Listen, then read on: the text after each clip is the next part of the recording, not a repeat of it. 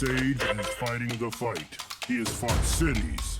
He has fought counties, politicians, naysayers. Hell, he's even fought mayors. Thank you for listening to Sage and the Houseless Movement, a weekly show dedicated to the news and views of the homeless locally and worldwide. And all other things considered homeless? Yes. Broadcasting live from your Alexa device, the Radio Free Network app, iOS, WMBU.org, Many Voices United, and the RadioFreeNetwork.com. And now, from some wooded area in Akron, Ohio, here is Sage the Rage Lewis. Man, I am on top of the world. You know, here's the thing. We get rewarded for bad behavior. We do. We take drugs and they feel great. And you're like, wow, man, those drugs feel great. We have unprotected sex and it feels great. You're like, oh, wow, that's the greatest. We get drunk, it feels great. I've never done this, but I can imagine it feels great. We steal something and you're the rush of the stealing. We get rewarded for bad behavior. And it's like, it's here on social media too. It like, you know, I know if I put something provocative out on social media, you guys are going to start commenting on it. And the next thing you know, it's going to zoom to the top of Facebook. All my friends are going to see it. And then I get paid off. Like there's something a little wonky about how, hold on, it bothers me that little piece of white on the side of the image is there. Like, we're getting paid off with these receptors in our brain. And I'm not sure it's like the best biological evolution, right?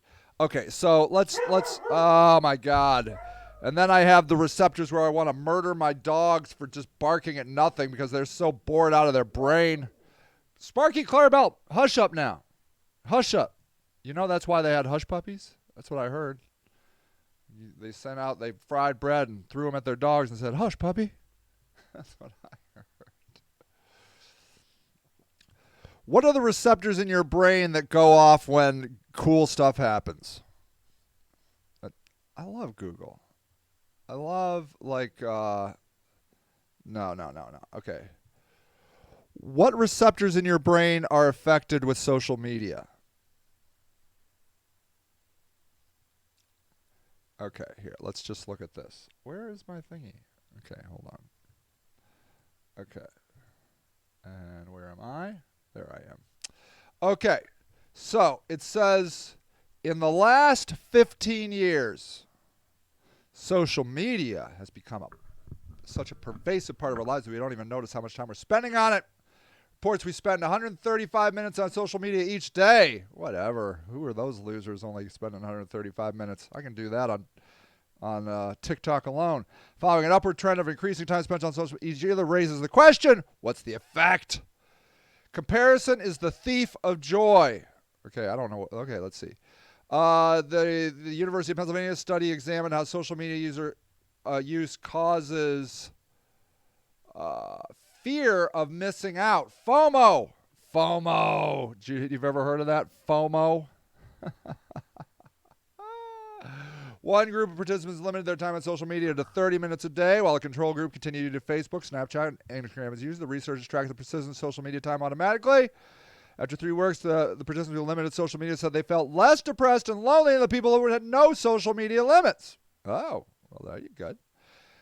Using less social media than you normally would leads to significant decreases in both depression and loneliness. Okay? Brain chemistry leaves us craving more likes. Neuroscientists are studying the effects of social media on the brain and finding that positive interactions trigger the same chemical reactions caused by gambling and recreational drugs. That's where I was headed on this.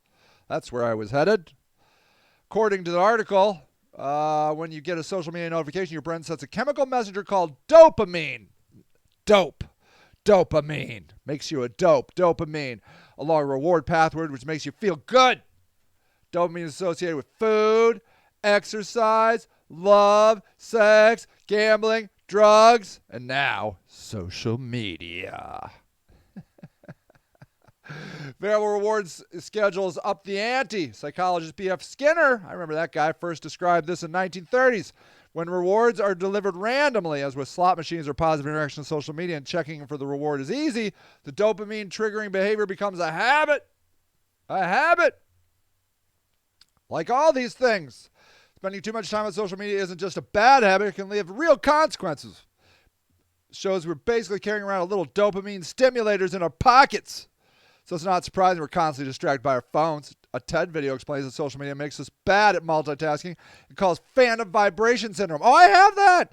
When you feel like your phone's buzzing, even though I have that. Do you have that? I have that. I totally have that phantom vibration thing where I feel like my phone is buzzing in my pocket and it's not. Just like a gambling or substance addiction, social media addiction involves broken reward pathways in our brains. Interesting. Broken. Social media provides immediate rewards. Immediate. Yes. In the form of attention from your network, for minimal effort, through a quick thumbs up tap. Therefore, the brain rewires itself. Rewires it. Making you desire likes and retweets and emojis and so on. According to TED, 5 to 10% of internet users are psychologically addicted. Can't control how much time they spend online. Can't control it. Brain scans of social media addicts are similar to those of drug-dependent brains. There's a clear change in the region of the brains that control emotions, attention, and decision-making. To make matters worse. Hi, Michelle. To make matters worse, according to TED, the reward centers in our brains are most active when we're talking about ourselves.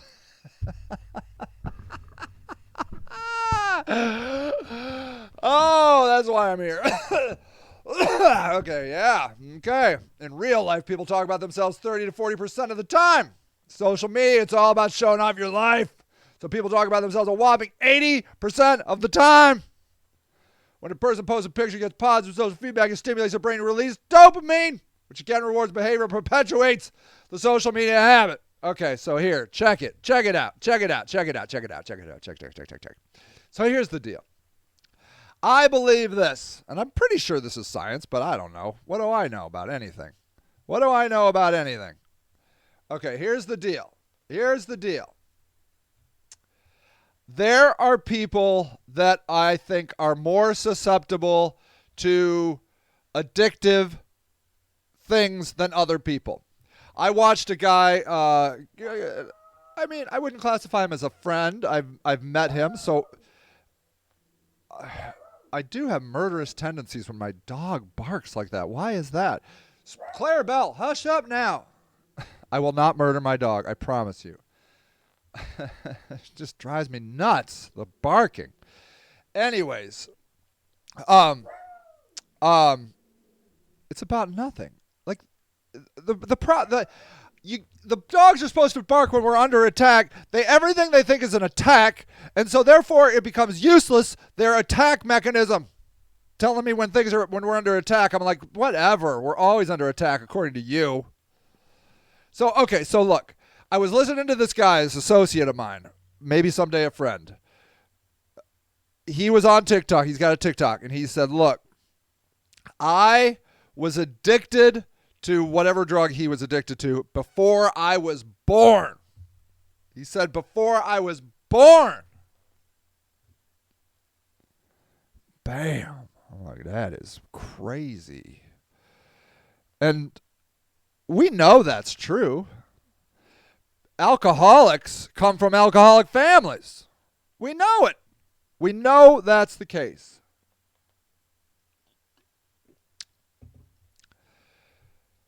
People that come from alcoholic families have a higher likelihood of becoming alcoholics. Let me see if I didn't. Do people from alcoholic families have a higher likelihood of becoming alcoholics themselves? Here we go. says, geez, oh, Pete. 1 in 5 adult Americans have lived with an alcoholic relative while growing up. That's 20%. In general, these children are at greater risk for having emotional problems than children compared with non-alcoholics.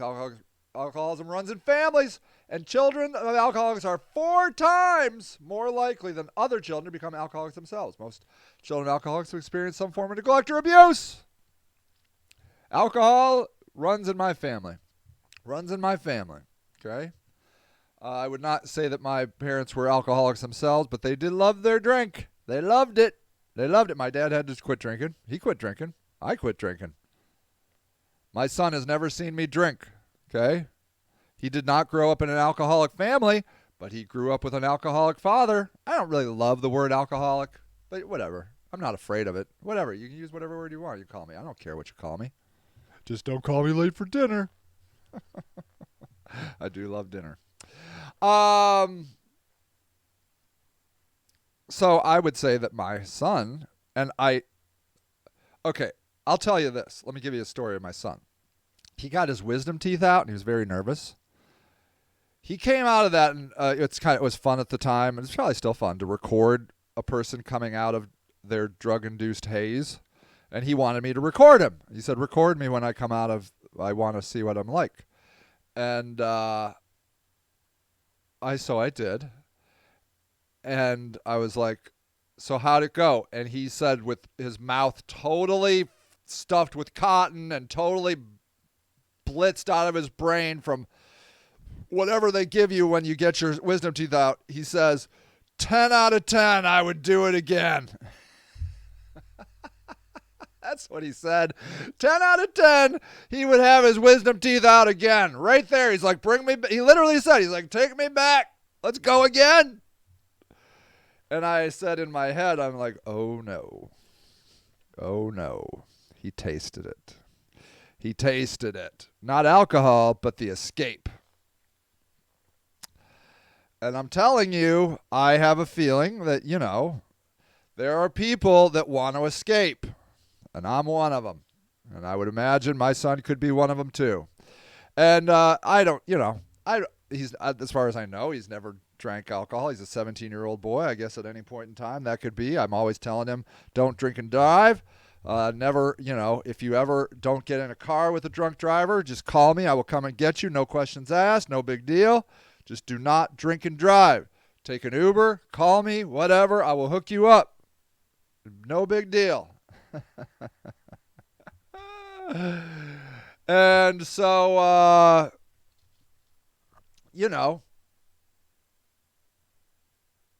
I just wouldn't be surprised if, he finds the deep, passionate love that I have for alcohol.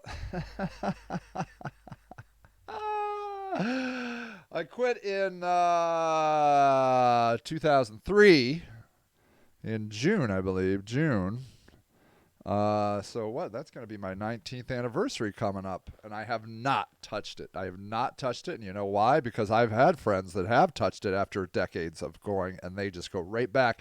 And I swear to God, I feel like I could pick up right where I left off, like it was yesterday. I still dream about drinking. I fantasize about drinking.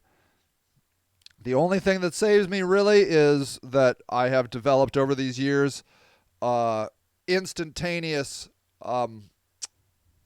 impulse control. Like I hate the hangovers. I don't want to be that for my kid. I love who I am right now. I'm living such a much more full life. Blah, blah, blah, blah, blah. So I have all of these mechanisms in place to stop me from drinking. And every once in a while I run across a person who quit drinking for years and then started up. But I am going to start drinking if my dogs don't stop barking at nothing. Shush. Ugh. Drives me nuts. Yeah, he's like, having a very important show over here. Anyways.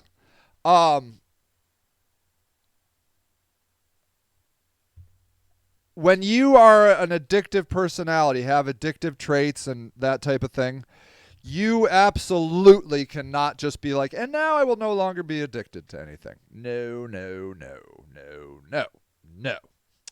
First thing I did was when I stopped everything. I stopped drinking, smoking, and drinking coffee. They were all intertwined together. I started with 2 pots of coffee a day, got done with my first pack of cigarettes by the end of work, and then finished off my whole another pack of cigarettes between work and to bed.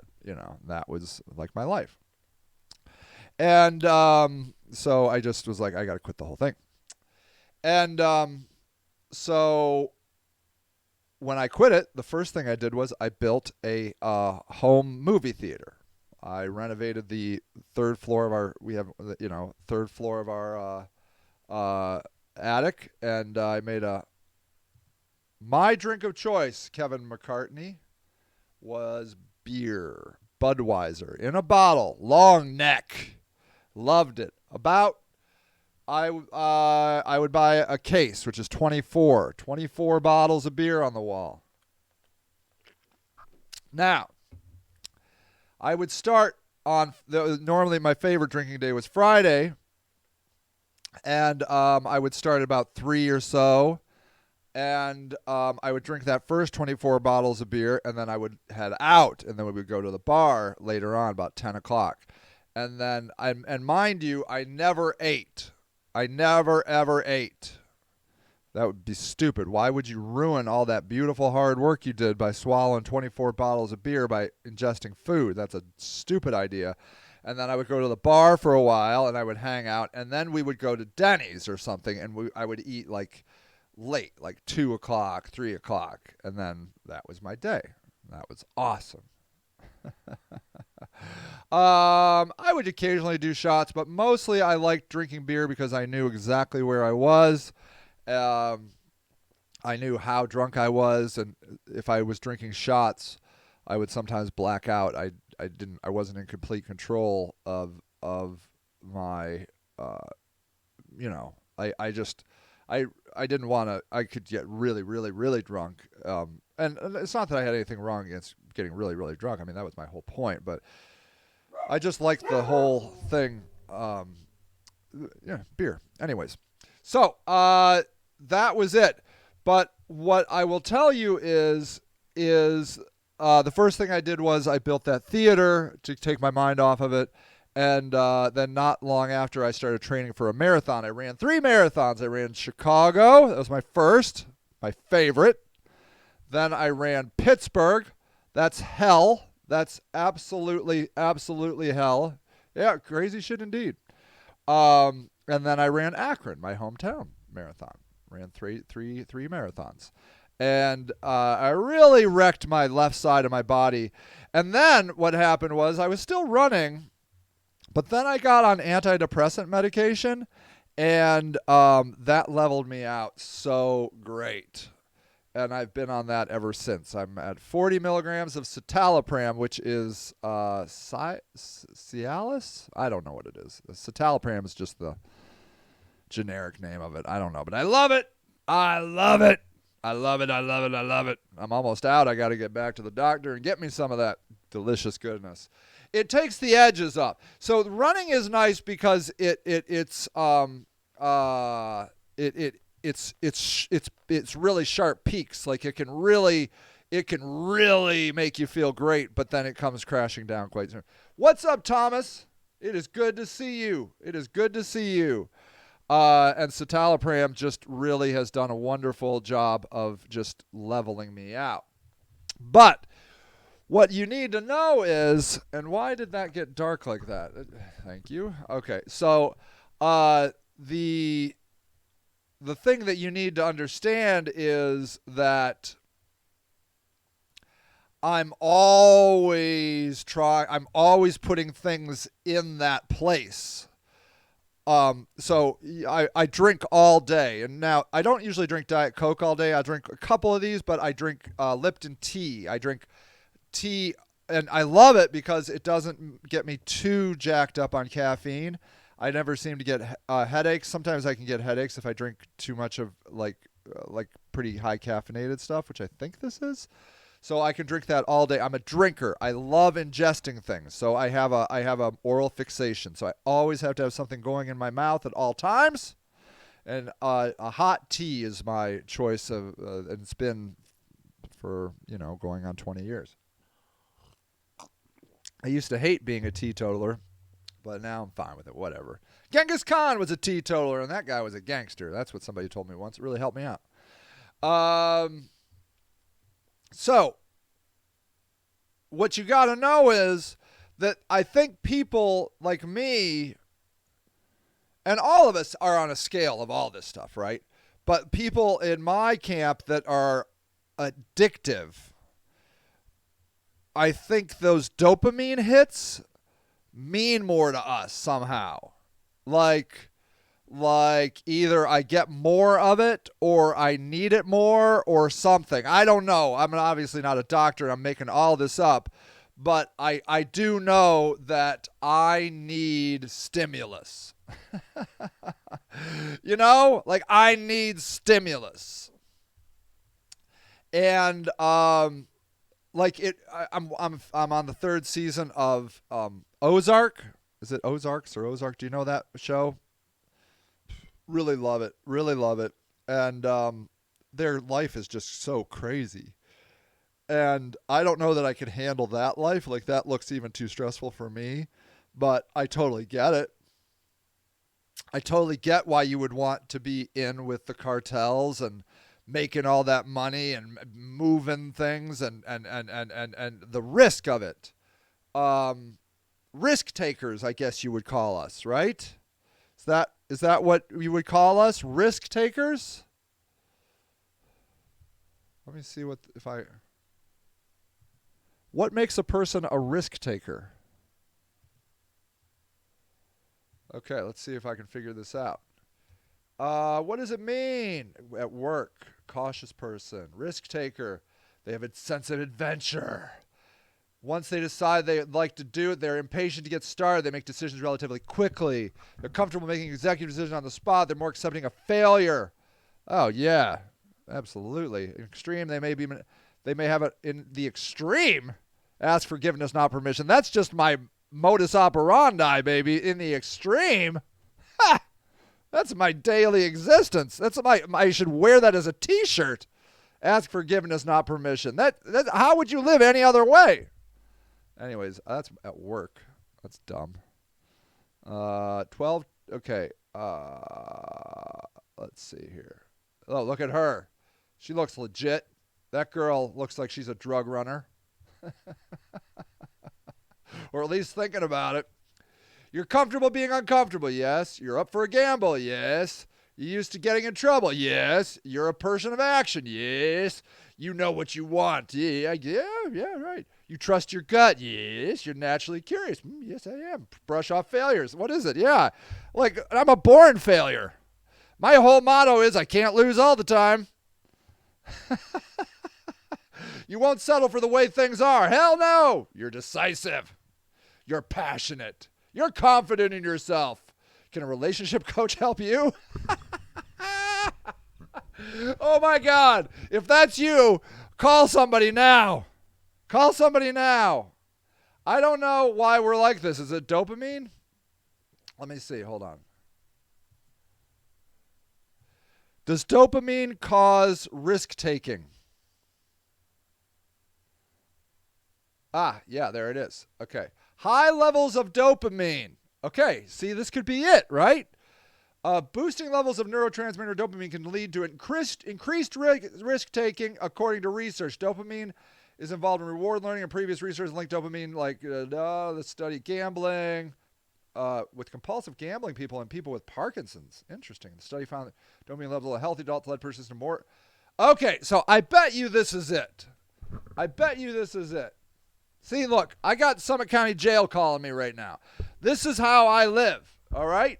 I deal with hardcore real human beings. It gets me going. Can't talk to Summit County Jail right now. Not right now. It costs 18 cents a minute. It's ridiculous. So maybe that's it. Maybe I have more dopamine. Maybe I need to get rid of dopamine. I don't know. I don't know what's going on. I'm not sure. But all I can tell you is I need the fix. I like it hot. But here's the thing. I still get scared and depressed. Okay? Like, okay, so let me give you an example, like right this week. So this week I've been having some dumpster drama. Okay?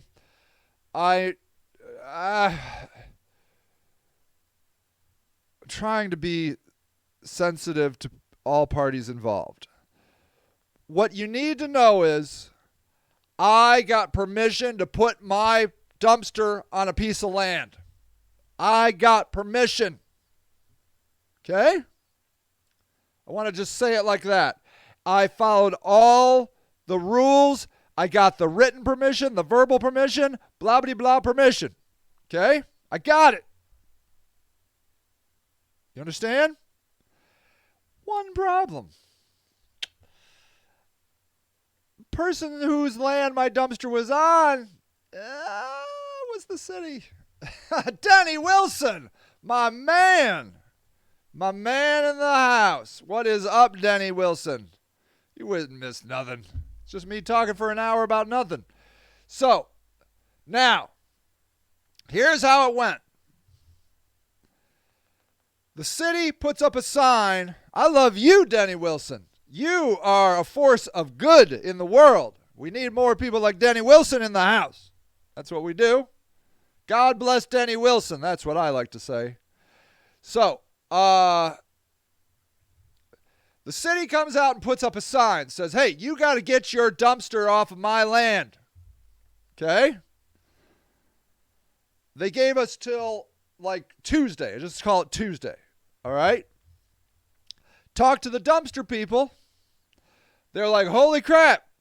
Oh, and on Monday morning, the city called the dumpster people in a big huff, like, why you got your dumpster on our land? You got to get your dumpster off our land right away. And they're like, cool, man, cool. Just chill. I don't want my dumpster. I don't want nobody to be stealing my dumpsters. And so they're like, hey, we're going to go get our dumpsters. The sign said Tuesday. They moved the dumpsters on Monday morning at 11:30. I have a friend who documented the pictures of it happening at 11:30 on Monday morning. They moved the dumpsters.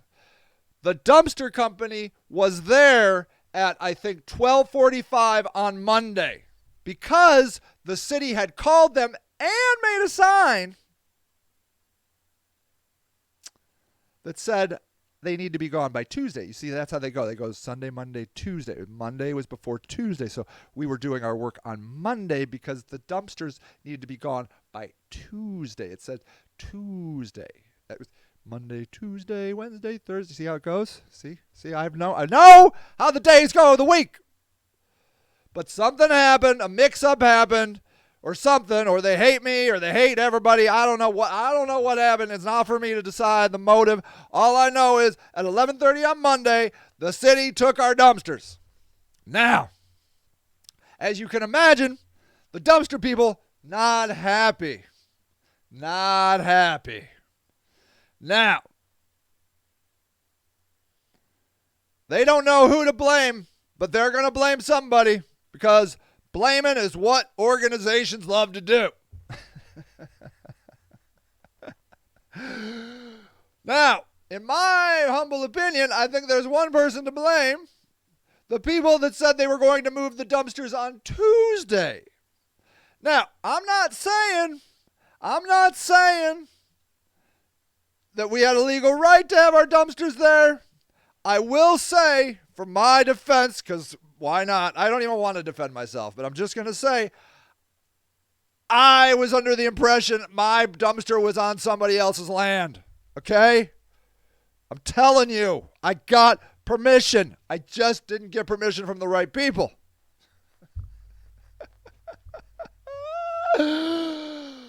But the sign said Tuesday. Okay? If they said Monday and they had taken it on Monday, you'd be like, yeah, damn, man, we should have acted faster. They said Tuesday. It was Tuesday. And they took it on Monday. So now, dumpster people are mad. And dumpster people are legit people. think most of them are gangsters. I don't know about Republic. I'm pretty sure Waste Management, totally gangster. Totally the mob, right? Am I right? I don't know. Anyways, you don't mess with sanitation, bros. You don't. That's all I'm saying. That's all I'm here to say. Sanitation rules the world. The sanitation goes on strike, we're all fucked. Everybody's fucked. It's over. Game over. It doesn't matter how much electricity you have, you're going to be swimming in shit. They're going to just, oh my God. They are in control. So you don't want to make a man. Plus, Republic's a big company, blah, blah, blah, blah, blah. Well, my account manager is about the sweetest, nicest lady you've ever wanted to meet. Her name is Gina. And if you need a dumpster, you should go to Republic because you're going to get in Akron because you're going to get my friend Gina, and she cares about the customer. She legit cares about the customer. She is so nice. But here's the thing. Gina was getting squeezed in the situation. She's like, hey, but she didn't make the contract either. They're pending blame, right? Some other guy sold the contract, blah, blah, blah, blah, blah. Miscommunication. But my poor Gina was so sad and so worried that I got sad and worried. I'm like, oh my God, what's going to happen? She's like, they're going to charge us and Republic says they're going to make you pay for it. And I don't know what to do. And this is terrible. This is the worst thing ever. And I'm like, oh my God, this is the worst thing ever. Gina just said it was. And I was sad because it was a sad week. My father-in-law died, busy, blah, blah, blah. So that was on Monday or Tuesday. What's today, Thursday? Gina's sad. I'm sad. We're all sad and scared and depressed and sad and scared and depressed. Well, I called up Gina today because I got over it.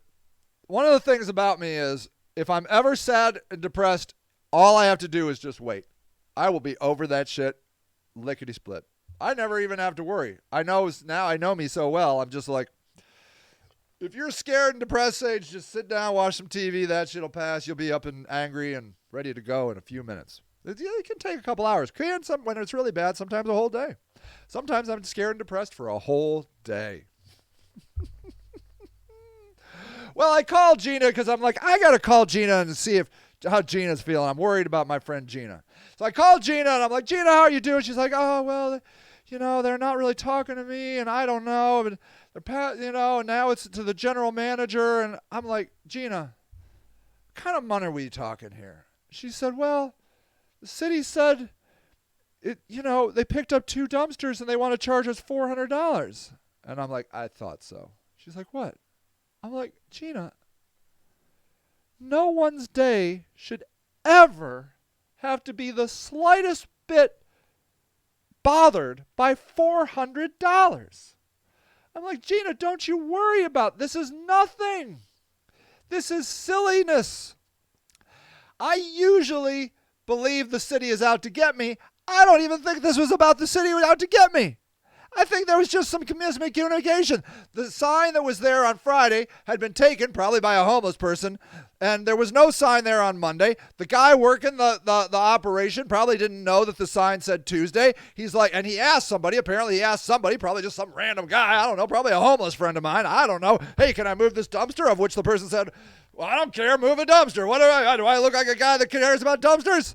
And so they brought their truck, and they moved it a block down the road to 850 that's where they store stuff. They wrote a phone number and they put the address. They moved the 2 dumpsters over there. The dumpster people got their dumpsters back. It's not like I have to buy a dumpster. $400. Now look, I know $400 is a lot of money, but to a company, which is what these all are, this isn't me with a dumpster, it's my company with a dumpster. $400 is like a lunch. It's a lunch that I don't take people to.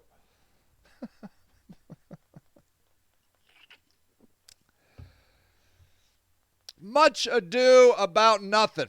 One of my favorite books. I haven't read it in a long time. I should read it again. Don't Sweat the Small Stuff, and it's all small stuff. Tell you a story. I saw that guy speak once. He had a story. He said that he rented a car. And I think he said that he rented a convertible. And he was out in California or something. And he was like, look at Denny saying this. We only lose when we step away from the fight. That's it. You can't lose otherwise. That's right, my man. So the don't sweat the small stuff guy was all like, all right, so I'm renting this car, and my wife doesn't usually let me smoke cigars, but because I was out and I was chilling and relaxing, I smoked the cigar. An ember on my cigar got caught in the wind, fell in the back seat, and burnt a hole in the leather of the convertible he was renting. Now, this guy is in a complete tizzy. He's like, holy cow, my wife told me not to smoke cigars. I'm smoking a cigar. I knew I shouldn't have smoked a cigar. Now there's a hole in the leather. What am I going to do? And this whole thing was ruined. He was worried the whole time. With this leather, what are they going to charge? They're going to make me revinyl the whole thing? I mean, do I have the right insurance? What is this going to cost? I mean, how are they going to fix this?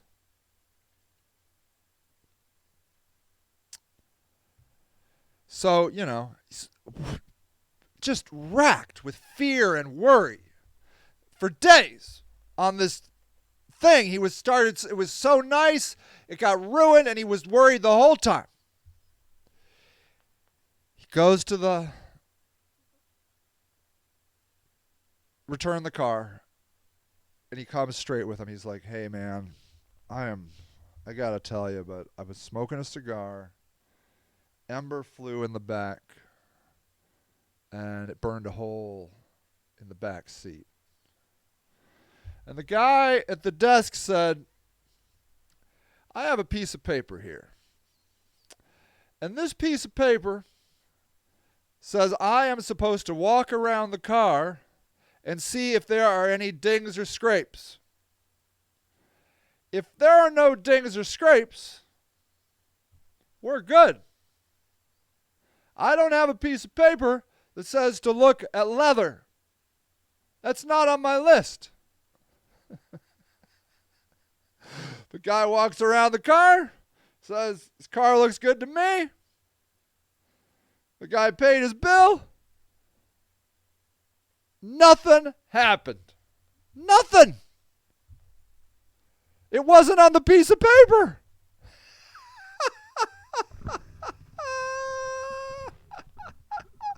It wasn't on the piece of paper. He spent all that stress, all that worry about nothing. And I was thinking about that, like, I called Gina and I said, Gina, did we lose the dumpsters? Because I had researched dumpsters, and I'm like, well, she's like, yeah, dumpsters are really expensive. I'm like, I think your dumpsters are like $2,000. I mean, I'm pretty sure online I can buy a dumpster for between $2,000 and $3,000. And even that's like the worst case scenario. Hey man, they ground up our dumpster and sent it to dumpster hell. You owe me a new dumpster. $3,000. They didn't lose the dumpsters. The dumpsters went a block down the street.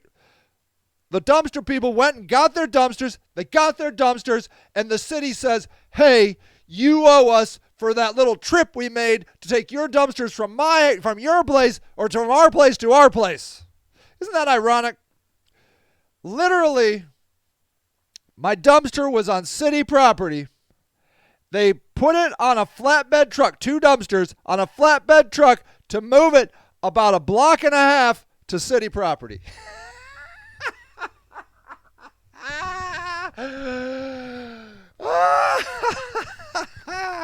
They did. But whatever. Hey, man, I get it. Systems are funky. So it was $400. And she's like, I'm like, I don't care. 400 is nothing. She's like, well, I mean, it was 400 total. I mean, it might be 200 for you and 200 for the other guy. I'm like, what? I have $200 in my wallet right now. I will hand you the $200, Gina.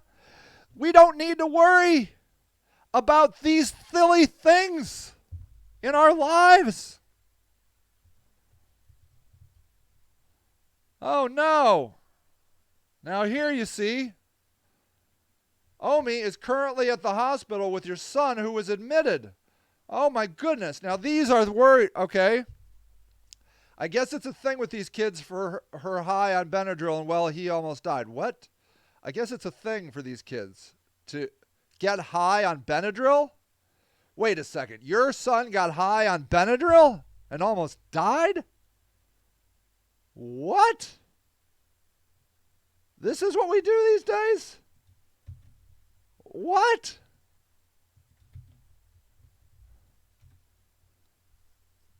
Her, not her. What? Get high on Benadryl. What? Uh-oh. Diffusing the Benadryl challenge. Uh-oh. Okay, here we go. So, okay, I will. Here it is. Here's the Benadryl challenge. Let's start with the bottom line. Parents of teens need to help them understand that just because they have been challenged to do something, he kept seeing spiders everywhere. Holy cow. As simply as it sounds, it's tough. Okay, the challenge in the news is the Benadryl challenge that appears on TikTok, a popular social media. Yes, we all know what TikTok is. The idea was to take a whole lot of Benadryl in order to cause a high with hallucinations. Jesus. While it's true that it can make you high and make you hallucinate, when you take too much, it can make you have seizures and pass out and have heart problems or even die. Holy crap.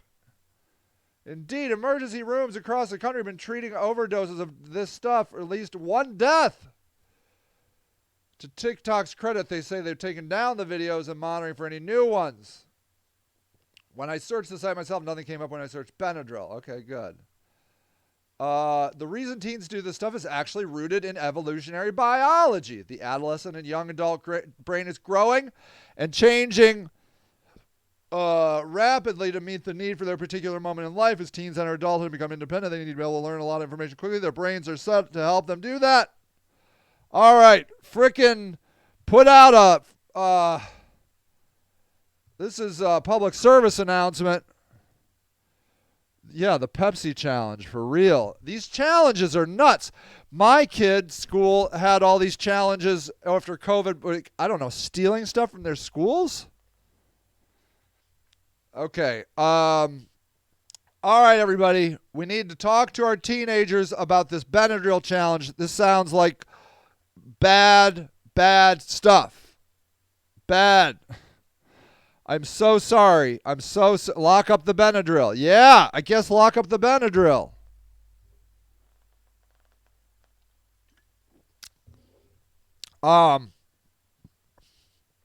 See, okay, now, I'm so sorry this happened to you, Omi. I hope your kid's okay.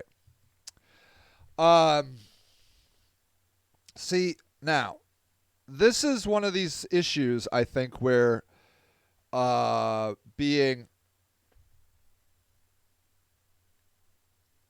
Wow.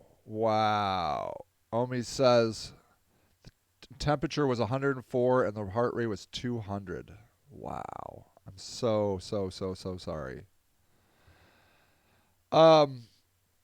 We have to be able to talk to our kids. Now, I would imagine Omi is probably a very cool parent and is open to talking about stuff. So, what? Hey, Brandy. Brandy says back in my day it was Robitussin. They called it robo-tripping. Whoa. Never heard of that. Robo-tripping. It's a catchy name, though. We got to talk more. We have to talk more and not be afraid. So this is the thing. We can't talk about drug use because drug use is illegal. You understand? We can't be... not only is it illegal, but if your landlord finds out that you're using drugs, they are technically obligated to evict you.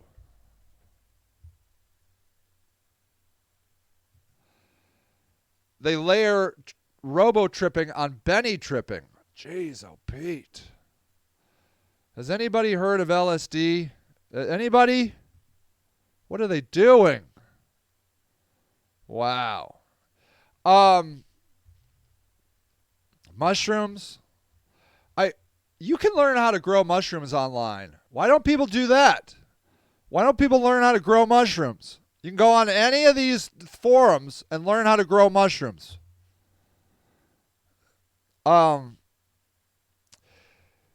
Because we have made drugs illegal, and really illegal, like,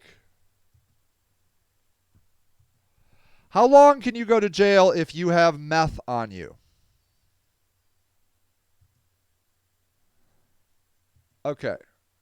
This is Columbus meth possession lawyer. Wow. Okay, that's good. Some facts I know about meth. Penalties. When you're convicted of possession of meth, you face a possibility of months or years in prison and thousands of dollars in fines. And the loss of your driver's license of up to 5 years. A conviction will mean a permanent record as a drug felon, which will show up in background checks when you apply for a job or try to rent a place to live. If you are looking at lifelong consequences for possession of even the smallest amount of meth. Okay? Possession of methamphetamine is a felony drug crime in Ohio, regardless of the amount. Jail time and fines you face upon conviction increase based on the amount of the drug in possession. Penalties may be increased if committed near a juvenile or a school. Possession of less than 3 grams is a 5th-degree felony, punishable to 6 to 12 months incarceration, $2,500. 3 to 15 grams, a 3rd-degree felony. We're looking at 9 to 36 months and $10,000. 15 to 150 grams. How much is 150 grams? Let's see. How much is 150 grams of meth? Maybe I can get a picture. Let's see. Okay, here, this looks like 50 grams of meth. Is this 50 grams? I don't know. 50 grams of meth earns man 15 years in prison. Is that 15 grams? Or is that just a stock photo of meth? I've seen meth. I've touched meth. I've never taken meth.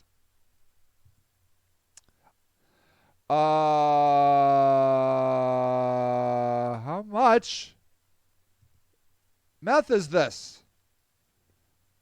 I don't understand. I don't know how much meth is meth.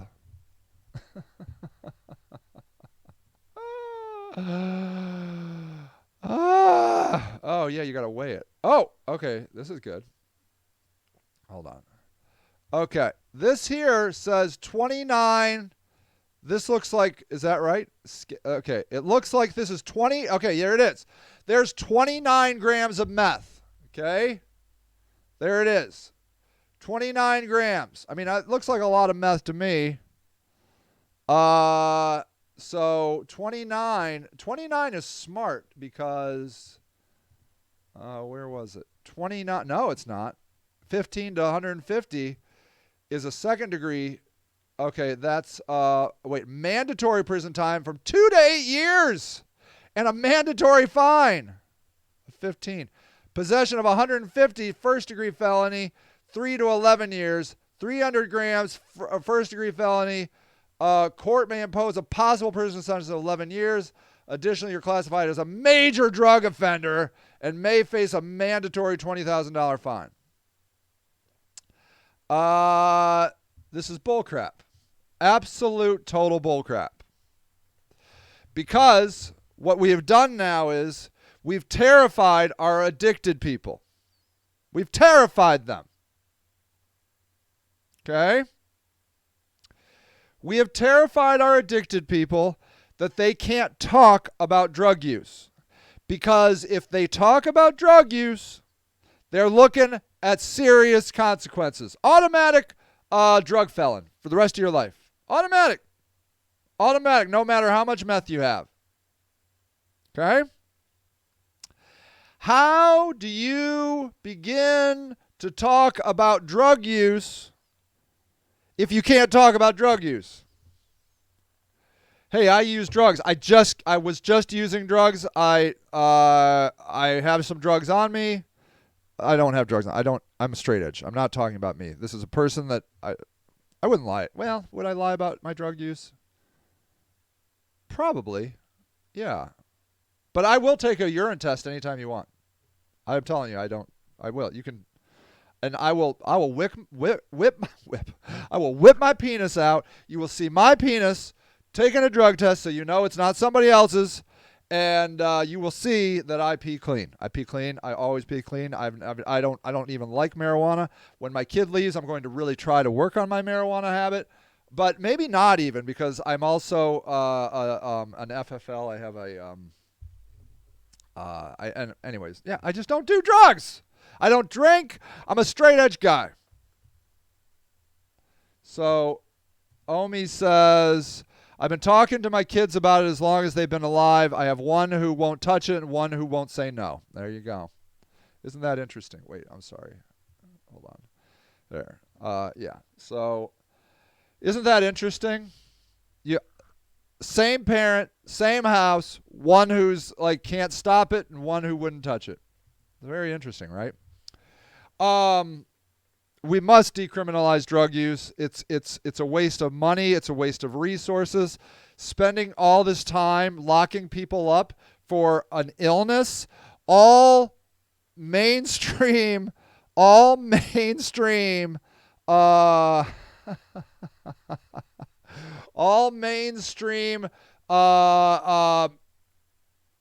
health professionals know that addiction is an illness of the brain, a disease of the brain. We, as the founding city of AA, should get this better than anybody. Kevin says, you ever heard the song Detachable Penis? No, but I better go listen. Brandy says, I think Imodium is another one to keep an eye on. I heard a challenge there too. Okay, Imodium. Wow. There needs to be more resources for parents. I've been trying to get help with this boy for over a year, and look where we are. Oh, so sorry, honey. I'm so sorry. You know, we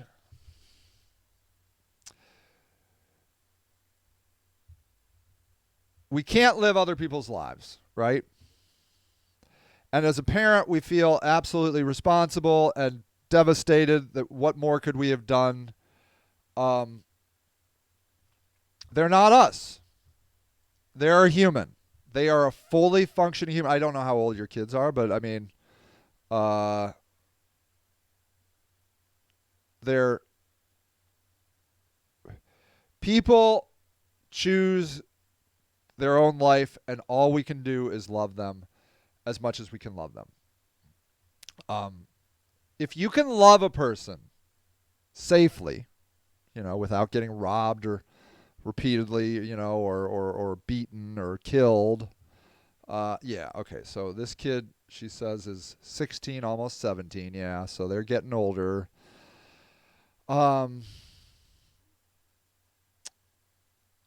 You know, my friend, hold on. Let me see here. Let me see if I can find. You know, I have friends whose they're you know, their kids overdosed, right? Their kids died overdosing. Rachel's, what is it? Rachel's, darn it, what is it called? Rachel's, darn it, what's that called? Rachel's Angels. There it is. Okay, here, see, look. So, hold on. So Rachel's Angels. This is Rachel, okay? I need you to look at Rachel, because Rachel is from a regular family. Just regular. All right? Rachel died of an overdose. Okay? Brenda Cameron Let's see. Keys to Serenity. Okay, let's look up Keys to Serenity. And I think Keys to Serenity just got a new office, which is so awesome. Okay, Keys to Serenity. So this Facebook page, hold on, is to help families left behind after an overdose with resources in the future, financial help to offset the final wishes. These are parents who have started these organizations because their kids died of overdoses. These are from good families. I put it in quotes because a lot of times people will be like, oh, well, they were a low-income family or they were in a family in a bad neighborhood. We must realize that this is not our fault. Okay? Even Dr. Phil, I remember Dr. Phil saying this. I can't decide if I'm a Dr. Phil fan or not. I don't know. Okay, toxicology has to go. All right, take care. We love you, Omi. Take care, take care, take care. Yeah, and Omi's 18-year-old won't even smoke pot. We have to realize. Oh, Dr. Phil, this is what Dr. Phil. Dr. Phil said, look, I know that your parents abused you. I know that you have been abused by other people. I know that you've had a terrible upbringing, blah, blah, blah. But eventually, it's your life. And you're the one that has to do something about it. And that's, I mean, I felt like when the person I heard him talking to said it in a very, I thought he said it in a compassionate way, you know. And so, I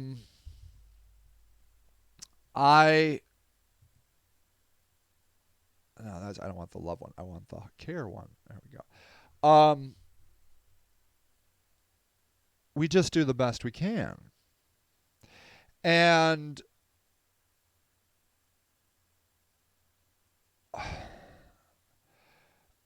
the problem is we're oftentimes faced with, you know, outsiders that are like, oh, you need to be a better parent, or, you know, those people your friends, Sage, need to stop doing drugs. And I'm like, it's not on me. All that's on me is to love and care for them as much as I'm able. I got to run because I have a meeting, and so I'm going to be a few minutes early. So anyways, I love you. Stay strong. You're amazing. You are the people that inspire me to keep fighting, because you're absolutely, totally incredible. And I'm so thankful that you are in my life. All right. Bye. Thank you for listening to Sage and the Houseless Movement, a weekly show dedicated to the news and views of the homeless locally and worldwide.